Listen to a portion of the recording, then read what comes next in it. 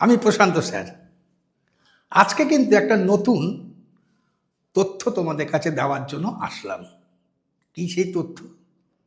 যারা পরীক্ষার্থী মানে সিবিএসসি বলো, আইসিএসসি বলো, ডিগ্রি কোর্স বলো, এই পরীক্ষার্থীর সামনে তারা কি উপায় ফলো করলে বেস্ট রেজাল্ট করতে পারবে।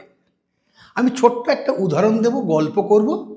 এই গল্পের মাধ্যমে বুঝতে পারবে যে কেমনভাবে তুমি পড়াশোনা করলে পরে the best result will be achieved.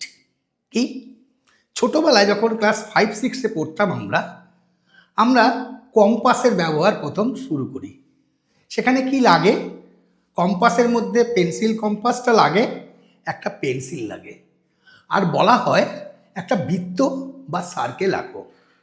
ছোটোবেলায় কী করেছি, একটা বৃত্ত আঁকতে গিয়ে ওই যে কম্পাসের যেটা কাটার দিক সেটা কাগজের উপর রেখেছি, রেখে একটা নিয়েছি, ডায়ামিটার নিয়েছি, মানে বেস রেডিয়াস নিয়েছি, তারপর ড্র করেছি। তাহলে এইখানটায় কিন্তু তোমার এক্সামের বেস্ট রেজাল্টের তথ্যটা লুকিয়ে আছে। কীরকম? তুমি এই যে ফোকাসটা করলে, এই ফোকাসটা করার পর তুমি যে রেডিয়াসটা নিয়েছো, এই রেডিয়াসটা যত বেশি নেবে বৃত্তের আকার কিন্তু তত বড় হবে। অর্থাৎ তুমি যদি ভাবো 90% অ্যাচিভ করবে, তোমার যা বৃত্তের রেডিয়াস হবে। তুমি যদি ভাবো 80% রেডিয়াসটা কম হবে। তুমি যদি ভাবো 50% আমার অ্যাচিভমেন্ট দরকার, আমার রেডিয়াসটা কম হবে। অর্থাৎ সবটাই কিন্তু তোমাদের উপর।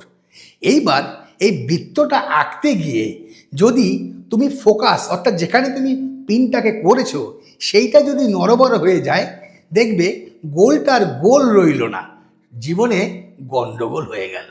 অর্থাৎ focus your point, target your point, and what is your aim, what is your target, depending on that you have to read, you have to focus. তাহলে এই সমস্ত ব্যাপারটা যদি জানতে চাও, আমি বিভিন্ন ভিডিওতে আমার চ্যানেলে ইকোনমিক্স সিম্পলিফাইডে ব্যাখ্যা করেছি। প্রত্যেকটা ভিডিও খুবই জরুরি এবং উপযোগী, তাই তোমাদের সবাইকে এটা দেখতে হবে।